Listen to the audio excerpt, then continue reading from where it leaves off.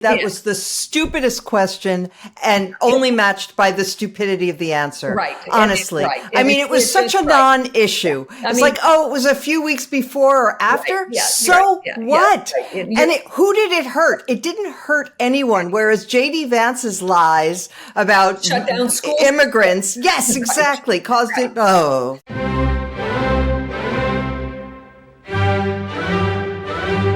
Welcome to Beg to Differ, the Bulwark's weekly roundtable discussion featuring civil conversation across the political spectrum. We range from center-left to center-right.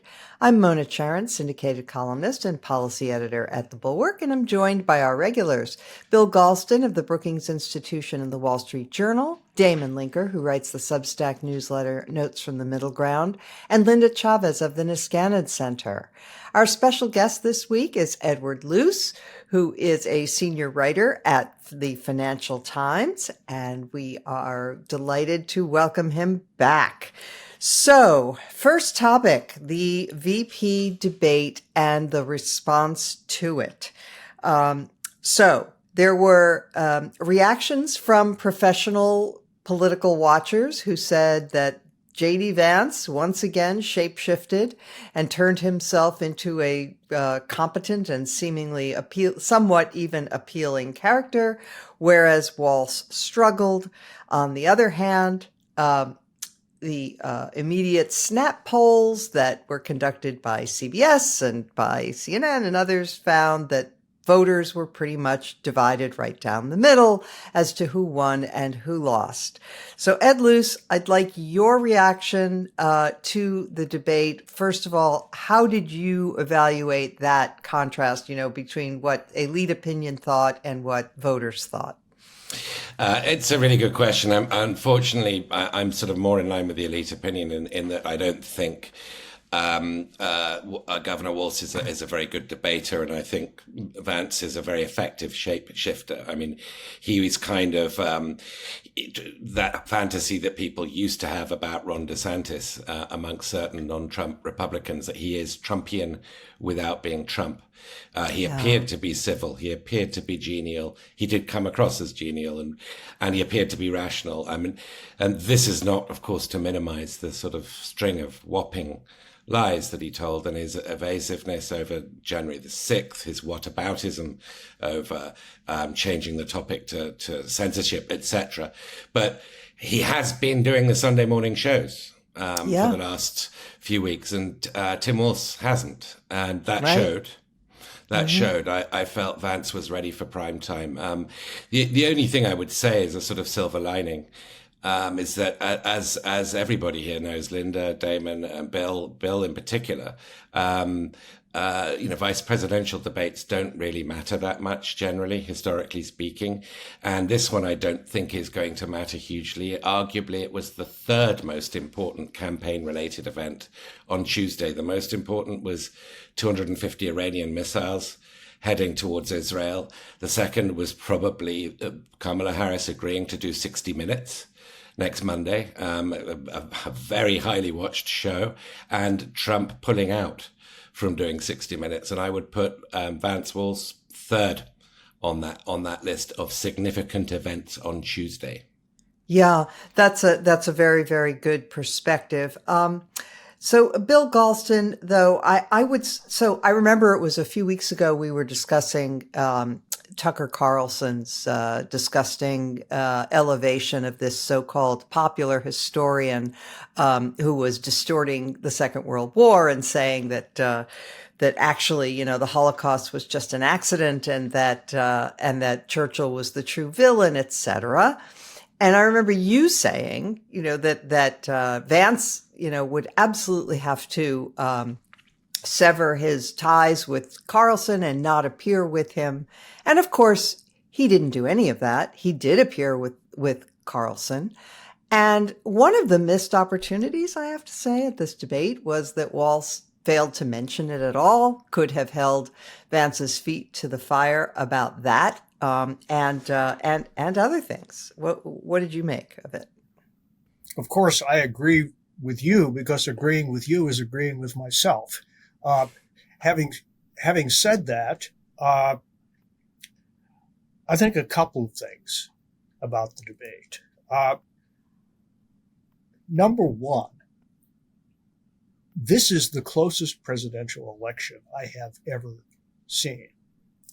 And the state that will determine the outcome is literally tied as of this morning. Pennsylvania. And as a result, any small perturbation in the atmosphere over the Yukon, whether induced by a butterfly or a vice presidential debate, could make the difference. I think there were two effects of this debate. Number one, it will make Trump look better because he selected J.D. Vance. People are judged not only by the company they keep, but the company they make. And secondly, this has elevated Vance into the future of the Republican Party. One way or another, this debate has really put him in the driver's seat for the future. If the ticket wins, Trump can only serve another term, and then Vance has pole position. And if Trump loses, Vance, I think, has advanced his prospects very considerably in these 90 minutes. So the future of the MAGA movement, I think, was affected by this debate. And that perhaps is its most significant consequence. Linda, when Kamala Harris was interviewing potential VP picks, the story is that Walz warned her that he was not a good debater. And I think he demonstrated that. But so it seems to me that he was determined, because he knew he didn't have the skills of a good debater, that he was going to lean into the nice guy, authenticity lane.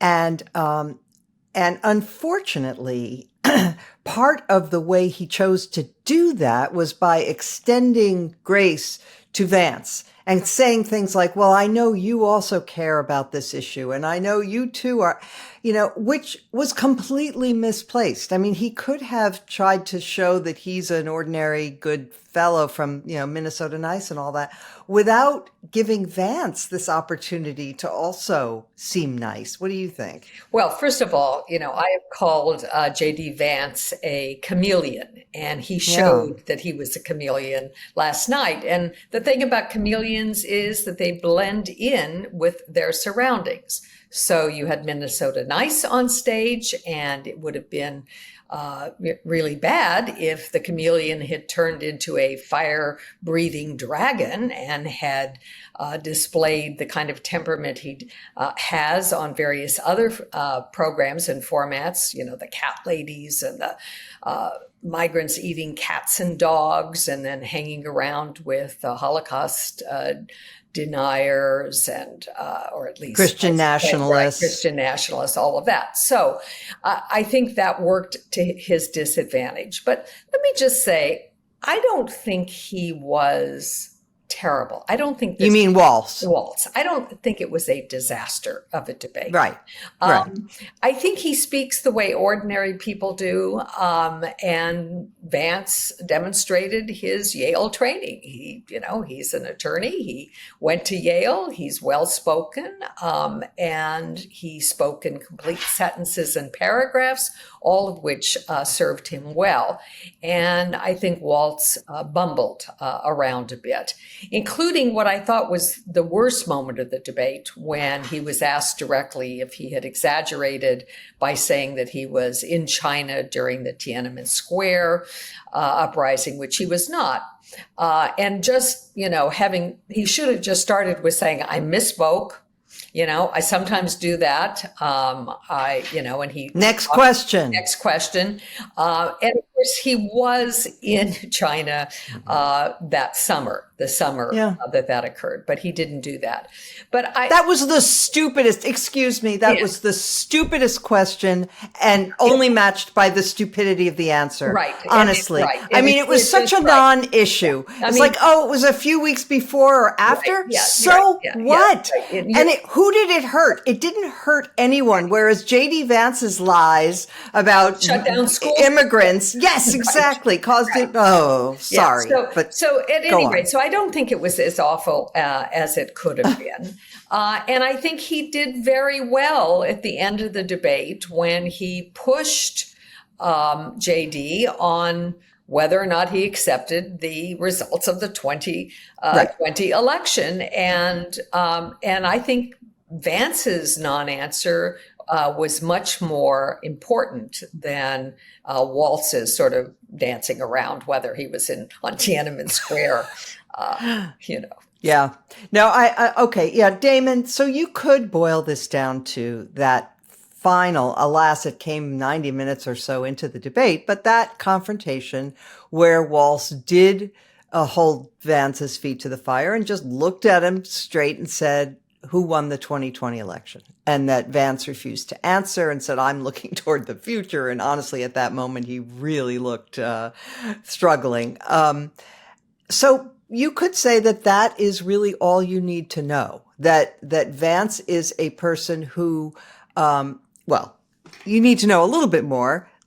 Here's what he said to Ross Douthat, who asked him about this very thing and about certifying, because he has said that if he had been in Mike Pence's shoes in 2020, he would not have certified the election, and he would have allowed a political debate to ensue about it. He said, we never had a political debate.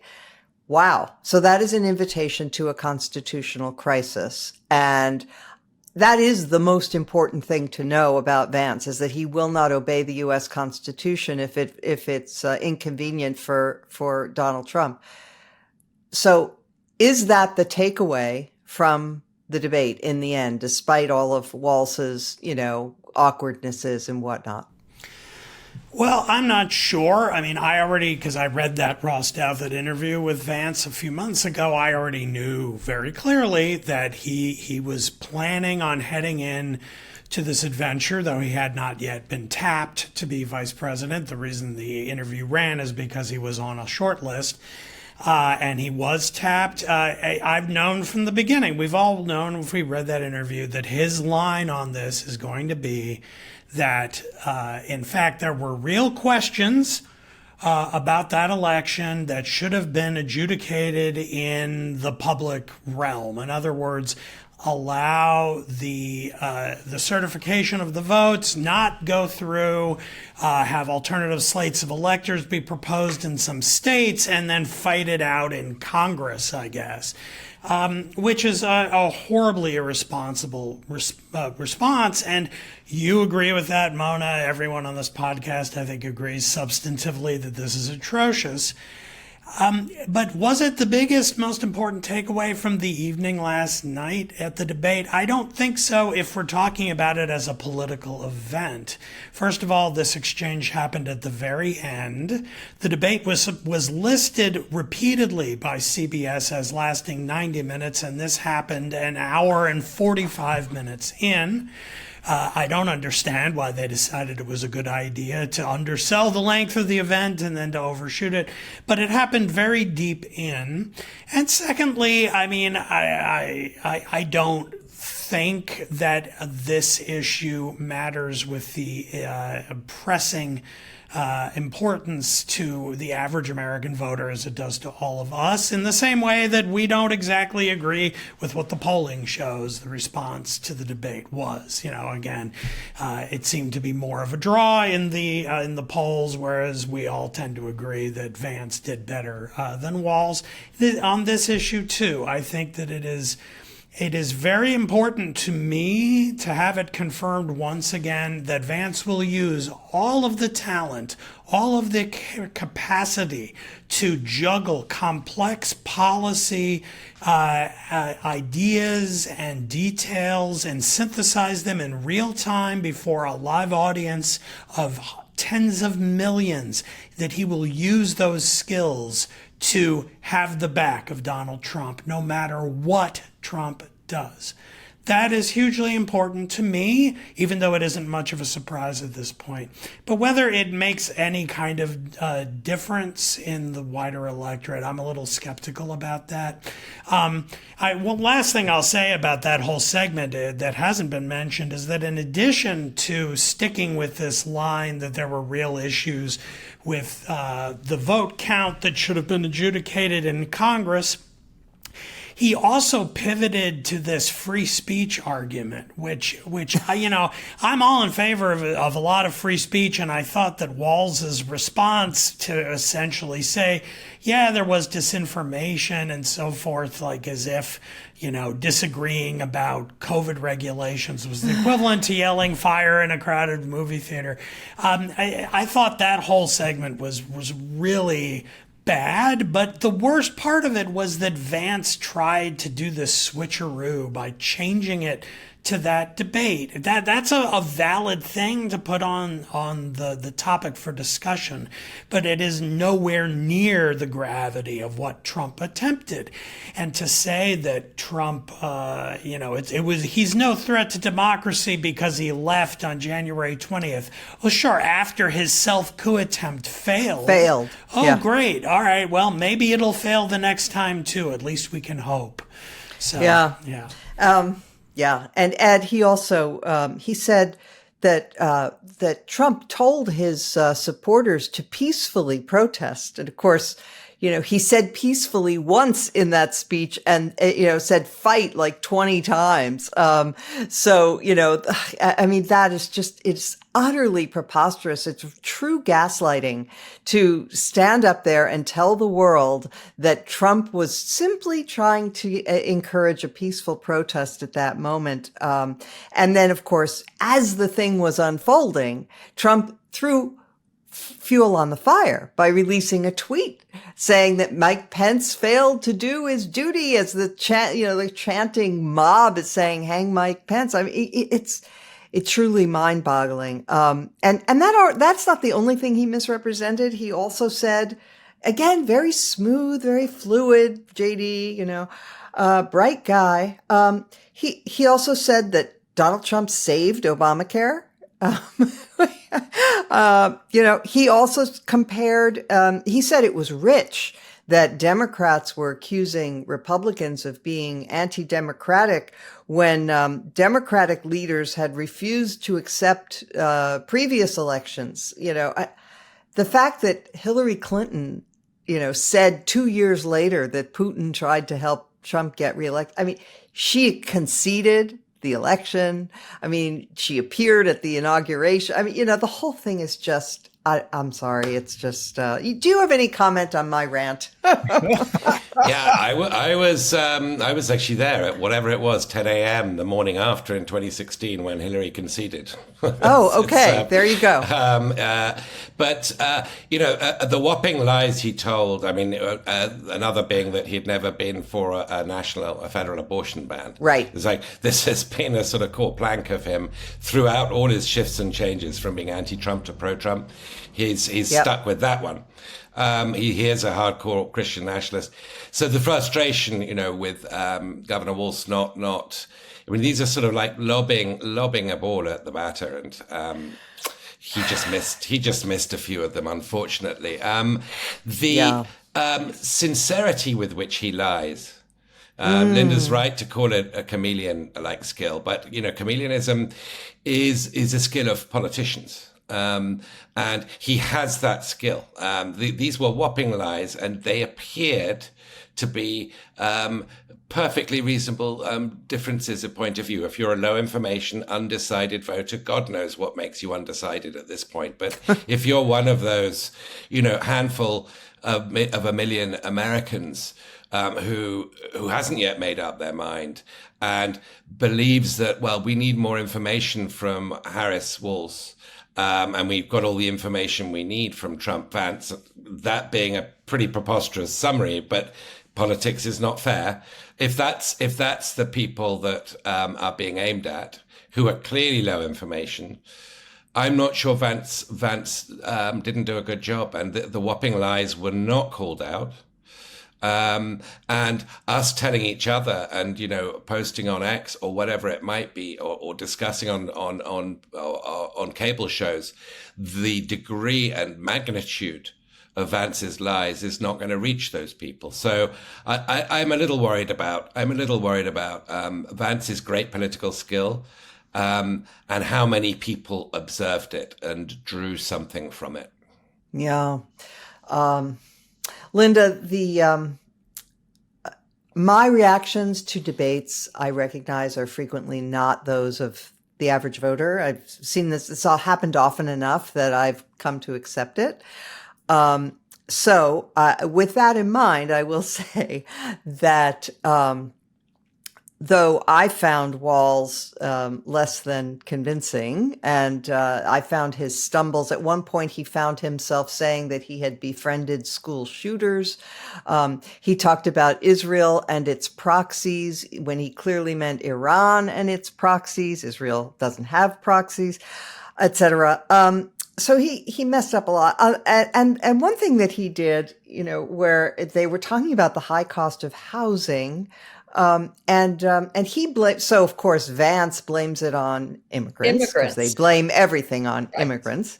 But Walz blamed it on basically Wall Street speculators. It was a moment where you really, I felt, just looking at this, pulling the lens out, leaving aside the issues about democracy, which are foremost, but both these candidates were attempting to bribe the voters, right?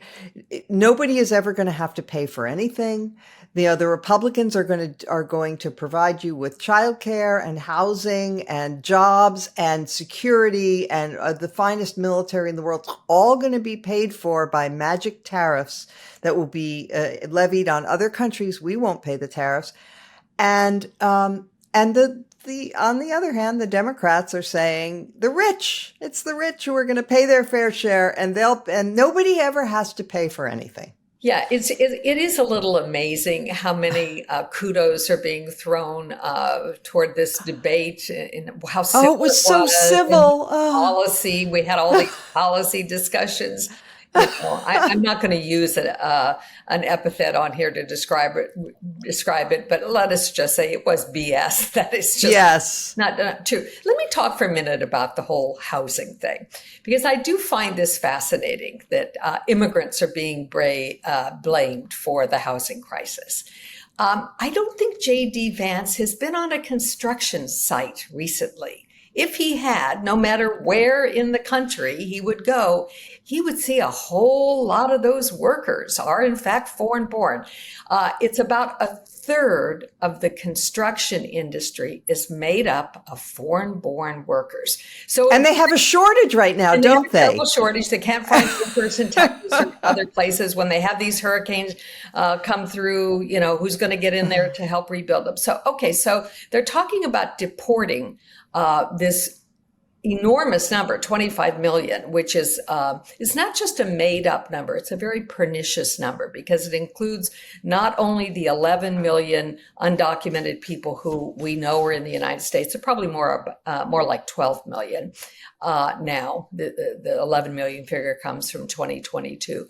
But it is also talking about the people who've been given legal status here, the Ukrainians, the Afghans, not just the Mexicans and Salvadorans and Haitians and Venezuelans. They're talking about deporting a lot of people who are illegally here. So, it's, I guess, good. There are going to be some empty houses available because there aren't going to be any houses built if they get rid of all of these immigrants that they want to deport. But I find it really dispiriting that they don't have to fact check them, but it would be good to have a little bit of command of the facts here. And that is where I think Tim Walz did fail. I mean, he didn't seem to know this. He didn't seem to be able to use it to his advantage. And nobody ever calls Trump out when he makes these outlandish claims. And Vance is now making them too. And frankly, Vance should know better. Oh, Oh, he Bill does know Galston. better. Bill Galston, exactly. He does know better. And that's what makes Vance a little alarming. I mean, I find Vance, I put him in a category with Tucker Carlson, where these are very bright people. And I find them more menacing than, 1,000 Paul Gosars. Yeah. Let's put Well, it that way. A friend of mine, a friend of mine, famously characterized, Trump as malevolence undercut by incompetence. And the I think that was Ben Wittes, Ben Wittes, the exactly. friend of the pod. But the combination of malevolence and competence is truly scary. Yes. No, exactly. I do have a couple of points to make. One, it suddenly strikes me that the one Chinese import that we really need is a few million of their vacant apartments. We could just fix. I mean, there was a huge article this morning, I think, in the Times or someplace, to the effect that, as their population declines, they're now looking at potentially 90 million vacant housing units by 2050. 90 million, right? They can build, we can't. Okay. Now, here's the second point I want to make. I made myself extremely unpopular a few weeks ago when I went on one of my rare rants about Harris's decision to choose Walz rather than Josh Shapiro. Now, I appeal to that same audience. Do you think that J.D. Vance would have gotten away with a tenth of what he got away with if it had been Josh Shapiro on that stage? The state that will resolve the election this year, Pennsylvania, as I've already mentioned, is a dead tie. If Donald Trump becomes president by a margin of 20,000 votes in Pennsylvania, how are you all going to feel? Yeah. Okay. One last thing on this topic to you, Damon.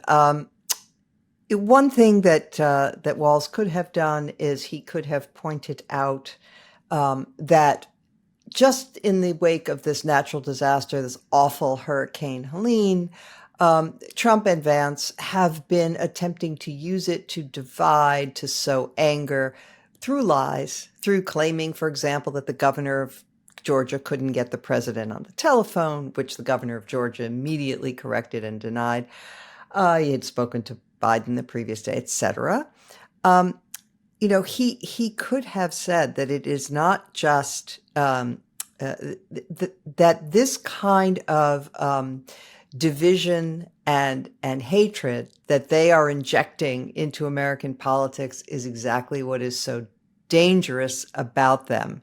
And instead, he helped Vance burnish his image as actually fairly reasonable and willing to agree on gun control or something. Actually, he didn't agree on gun control. He said we needed to harden schools or something, door control. But anyway, it seems to me would have been the way for Walz to go. Admittedly, before everybody, please, all you commenters, don't write to me. I know he had some good moments. I concede that.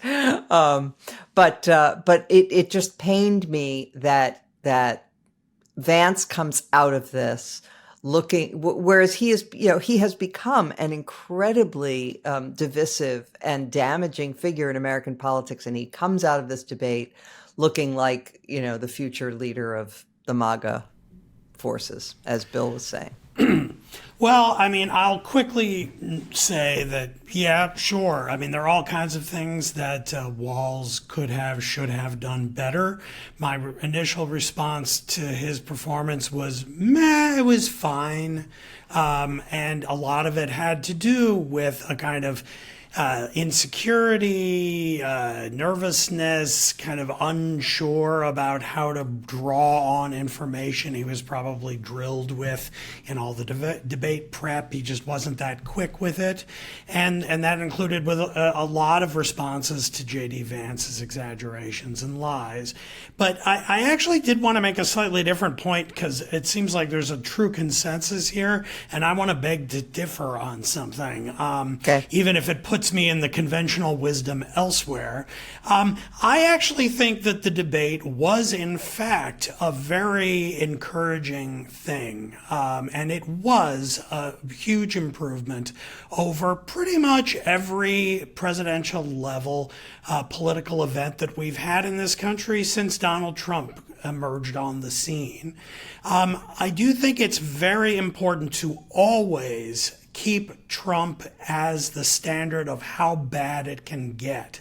I wrote an op-ed column for the Times early on, very early on in the whole Republican presidential cycle this last time, arguing that, yes, Ron DeSantis is bad, but Trump is still worse. And a lot of liberals were furious at me for this, for precisely something that Bill just said offhand a few minutes ago, that being a competent, malevolent actor is worse than being an incompetent one. Well, I don't know if that's entirely true. I actually think that having a moron who's emotionally incontinent in the Oval Office is a uniquely terrible thing. And what we saw last night, despite all the lies and exaggerations from Vance, still was vastly, vastly better than any debate we have ever seen in which Donald Trump was a participant, because they actually had a conversation about policy. They went back and forth. They talked, both of them, not just Walz to Vance, as it sometimes sounded in this discussion, but mutually. Vance frequently said, yes, Governor Walz, I agree. That's a good point. You made several good points. I can agree with that. Kind of affirmations of bipartisanship on abortion. They tried to reach some kind of common ground or understanding of each other on guns. They did the same thing, and on down the line. And compared to what we get from Trump, which is just a volcanic eruption of bitterness and anger and grievances and resentment and ignorance about all things on policy, this was a step up. And frankly, if Vance is the future of the Republican Party after Trump, I will be considerably less worried about this country's present and future than I am right now, with Trump still in the center of it. Okay. So we could have a whole other panel just on that comment. Thank you for that. I would just say, real quick, taking the privilege of the moderator, to say that as much as I loathe and despise the level of idiocy and rage and nonsense that Trump brings to everything that he participates in, I think that you are putting a little too much weight on appearances here, because Vance has said that his advice this was September 2021. He said he had one piece of advice for Trump in a second term. It would be fire every single mid-level bureaucrat, every civil servant in the administrative state, replace them with our people. And when the courts stop you, stand before the country like Andrew Jackson did and say, the Chief Justice has made his ruling, now let him enforce it.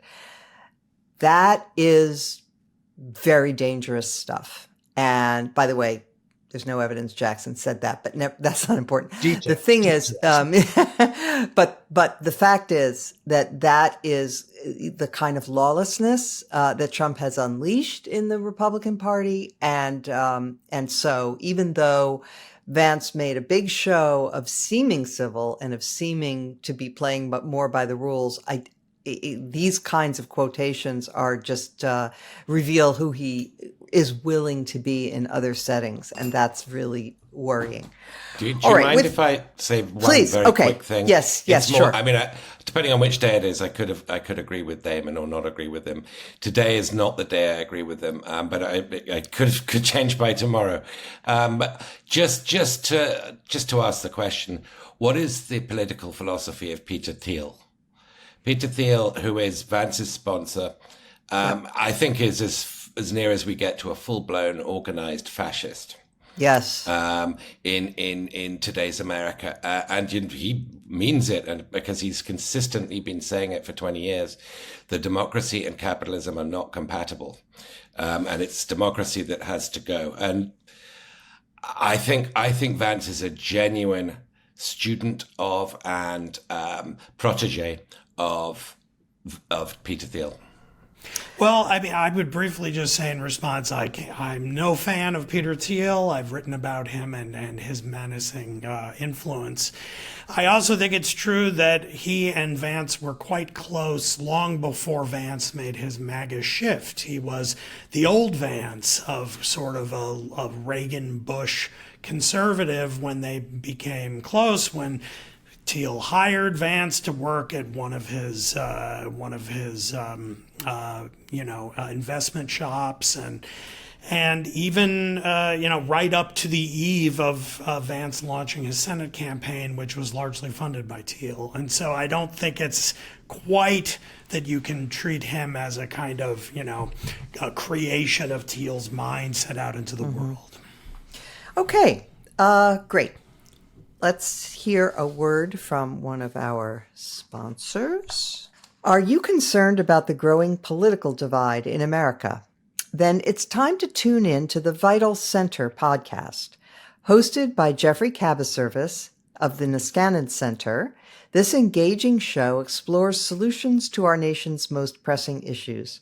From combating climate change to advancing social welfare, the Vital Center podcast provides a moderate perspective on political issues and draws on historical context to make sense of the world today. You'll hear from policy experts, academics, and thought leaders as they discuss innovative ideas to bridge the gap between left and right. Each episode of the Vital Center dives deep into historical trends and modern-day solutions, equipping you with the knowledge to better understand today's political dynamics. Subscribe to the Vital Center podcast wherever you get your podcasts and rediscover the power of pragmatic politics in action. We thank them for sponsoring this podcast. All right, I'd like to have a few words about something that Ed mentioned at the top, namely the war between Israel and Iran. And I'm going to start with you, Ed. It is being described as an escalation on Israel's part.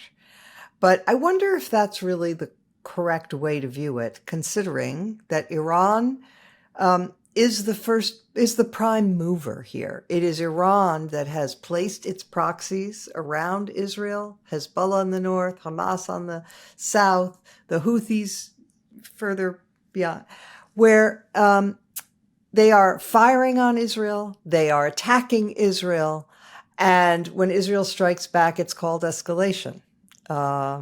So am I mischaracterizing it, or how do you view it? I will tiptoe gently through the minefield of the question you've laid out for me. I have to say, when Bill talks about whether it's wind in the Yukon or a butterfly wing somewhere affecting this very close election, the whoosh of F-35s in the Levant, I think is going to be and it is already impactful on this election. Iran undoubtedly has proxy groups in Yemen and with Hezbollah, Hamas, etc., that wish for Israel's elimination. That has always been the case. That didn't suddenly, become true last week. It has been true for many, many years. And before Hezbollah, there were groups that were similar to Hezbollah. I think the question here about the timing of the taking out of Nasrallah last week, somebody who very much deserved to be taken out, who was a leader of the largest non-state military force in the world, but also a terrorist organization.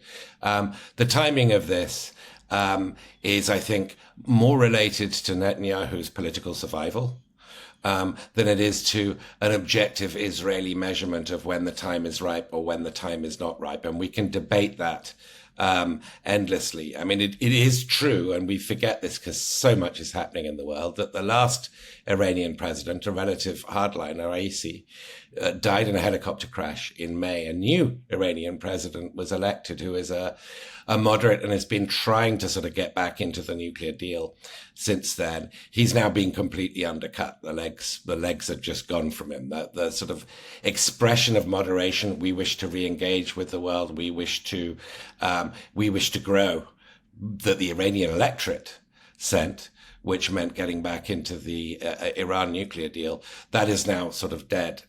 So my great fear here is this October surprise. It's not a surprise, but my great fear here is that the time is as ripe as it has ever been for an attempt to decapitate the Iranian regime. I think Netanyahu will do what it takes to prolong and perhaps in this case have a shot at history. But certainly more in the more immediate situation to prolong his job as Israel's prime minister.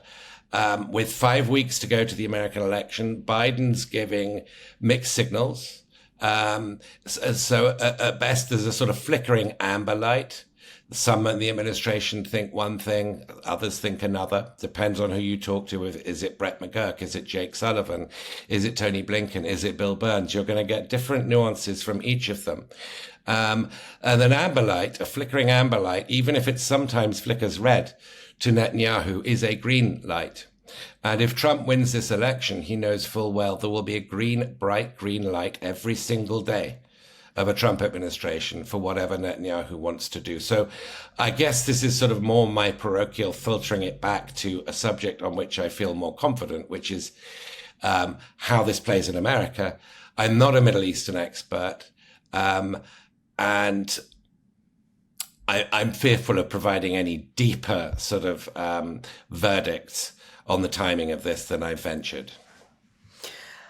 So, Linda, one of the things that people struggle with when interpreting events there is that nobody trusts Netanyahu's motives. So that is an issue, right? Because he does have mixed motives here. You know, arguably he has prolonged the war in Gaza because he knew that the end of the war meant an election and possibly the end of his term in office. So that is a huge part of the picture, but it's not the whole picture.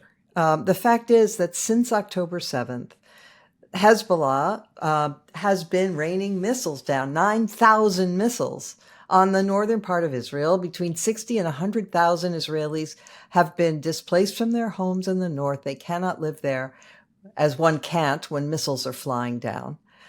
And so in a sense, you know, the Israelis are simply saying, look, we're under attack from the south. We're under attack from the north. If we don't respond, then that signals weakness and we will continue to be attacked. We have no choice. That's how do you view it? Well, first of all, I very much applaud the taking out of Nasrallah. And I think the hits, the individual, you know, blowing up telephones, or not telephones, but pagers. And walkie-talkies, all of that was very successful. I do worry about ground troops going in. It has not worked well for Israel in the past when they've gone in with troops to Lebanon. So I think that needs to be avoided. What I am wondering right now, though, is after those 250 ICBMs, although none of them really did what they were supposed to do in taking out the Mossad or any other military installation, it could be an excuse for Israel to do something that I think does have to do with timing. I think that Netanyahu is worried about the election. He is worried that Kamala Harris may not be as good a friend as Joe Biden has been, whether that's reasonable or not to worry about. I think he is worried. And therefore, he may see this as his one opportunity to strike a fatal blow to Iran's nuclear program. And a retaliation for those 250 rockets could be an attack on the infrastructure for the nuclear program. And he may decide he has to do that. And that is going to be big. It could lead to regime change in Iran, but it could also lead to Israel losing support from its allies in the West. So I'm worried about it. But frankly, if they have a shot at taking out the nuclear program, if they have a shot at regime change in Iran, who could fault them for wanting to take it? Damon, there's so many unknowns here. One thing I've been under the impression for a long time that Israel didn't have the capacity to hit Iran's nuclear facilities, because if they did, they would have done it. But they do have the capacity to hit, their oil refineries and the ports where the oil is exported. I mean, they could do a lot of damage. Meanwhile, these Hezbollah missiles, which I read, by one account, I read that Israel's already taken out half of them. The Hezbollah missiles were supposed to be Iran's insurance policy to make sure that Israel couldn't attack Iran directly without risking a barrage from Hezbollah, Iran's cat's paw.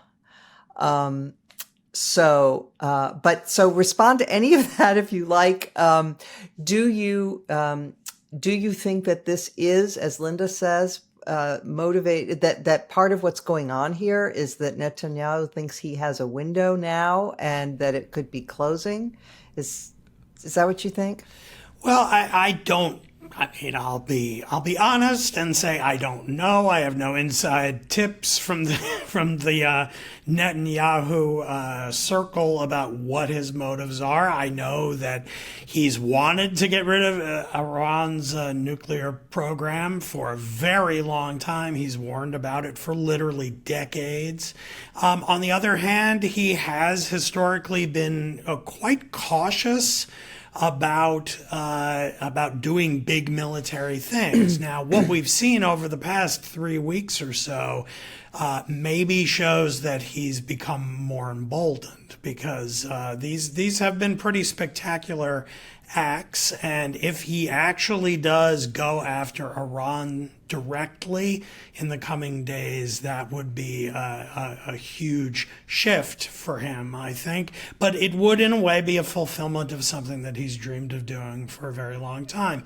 And just on the issue of the domestic political scene in Israel, I think I've been right on board with everyone on this podcast all along for the last year, since October 7th of last year, in talking about suspicions about Netanyahu, his motives, his seemingly bottomless cynicism and willingness to come up with military plans with his own personal fate very much in the foreground. But the hard reality is that his prospects are improving markedly. Gideon Sa'ar, who's a rival of his, has now joined his government.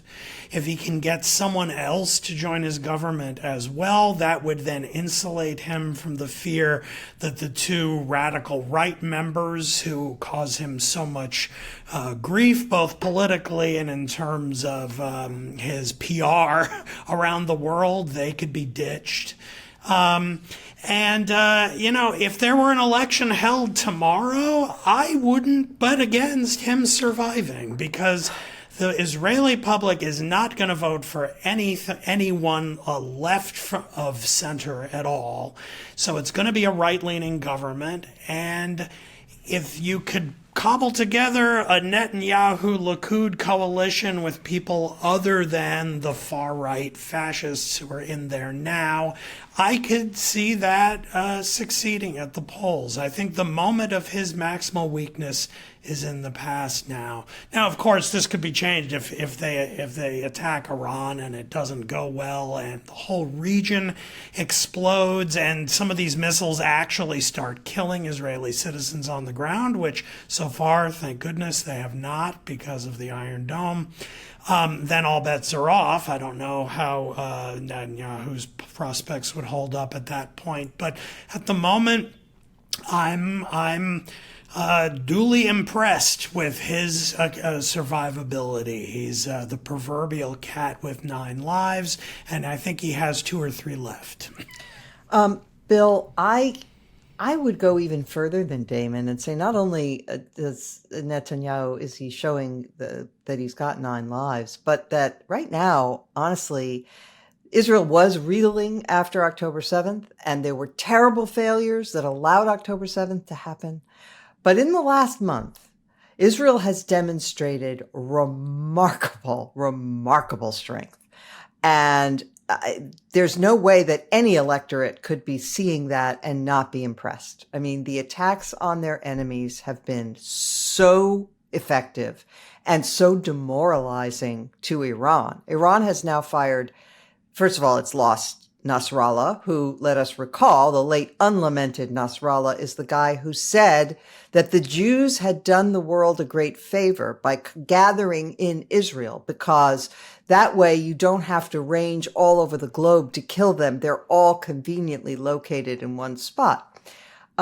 So he is dead. Haniya is dead in a mission that, again, is just jaw-droppingly impressive. They assassinated Haniya in Tehran. And then when these barrages of ballistic missiles came over Israel's defensive systems, which is the David Sling and the Iron Dome, and they think the Arrow system is the other one, have been remarkably effective. And so I am kind of in awe of Israel's performance in the last month. And sometimes you have to say that winning matters. Sure beats losing. Yeah. Look, I agree with you, and time is short, so I will just make a very brief point. Israel is not sworn to Iran's destruction, but Iran is sworn to Israel's destruction. And I don't think that's just a figure of speech or a piece of rhetoric to rally the troops. If and when Iran gets the capacity to obliterate Israel, they will probably use it. And no Israeli prime minister can afford to assume that they won't. So as we argue about details and tactics, my question is, if you were Israel's leader, what would you do? And Netanyahu can be criticized for prolonging the Palestinian question, justly. But do you really think that the Iranian desire to obliterate the Jewish state from the face of the earth is contingent on a 2-state solution in Palestine? I don't believe that for a moment. This is blind, destructive hatred. Religious fanaticism. And there's nothing to be done about that except to strike it. And if possible, destroy it. All right. On that note, we will turn to our other sponsor of the week, which is, well, it is autumn. And so you're thinking of climbing into bed in a nice, comfortable set of sheets. And I highly recommend you try out Miracle Made. Miracle Made sheets are inspired by NASA and use silver-infused fabrics that are temperature regulating so you can sleep at the perfect temperature all night long. Traditional bed sheets can harbor more bacteria than a toilet seat. It can lead to acne, allergies, and stuffy noses. Miracle Made offers a whole line of self-cleaning, antibacterial bedding such as sheets, pillowcases, and comforters that prevent up to 99.7% of bacterial growth. These sheets are self-cooling, as I mentioned. Again, those silver-infused fabrics inspired by NASA make them thermoregulating. They're comfortable on your skin and without the high price tag of other luxury brands. They feel as nice, if not nicer, than sheets used by some 5-star hotels. So go to trymiracle.com/beg-to-differ to try Miracle Made sheets today. And whether you're buying them for yourself or as a gift for a loved one, if you order today, you can save over 40%. If you use our promo code BEG-to-DIFFER at checkout, you'll also get 3 free towels and save an extra 20%. Miracle is so confident in their product, it's backed by a 30-day money-back guarantee. So if you aren't 100% satisfied, you'll get a full refund. Upgrade your sleep with Miracle Made. Go to trymiracle.com/beg-to-differ and use the code BEG-to-differ to claim your free 3-piece towel set and save over 40%. Again, that's trymiracle.com/beg-to-differ. And we thank them for sponsoring this podcast. And with that, because we went long discussing the vice presidential debate, we're going to skip our third topic and we're going to skip our highlight or lowlight of the week. Unless everybody could get them in like 30 seconds each. If you could all, no? Okay. In that case, we're going to hold off on that. I'm going to tease it for next week. We're going to be discussing our favorite TV shows or movies that we want to recommend to you all to help relax as we get through this campaign season. But that will have to wait until next week. For now, thanks to Ed Luce for joining us. Lovely to have you, and to all the regulars, as well as our wonderful producer, Jim Swift, and of course, all of our viewers and listeners. Beg to Differ will return next week as every week.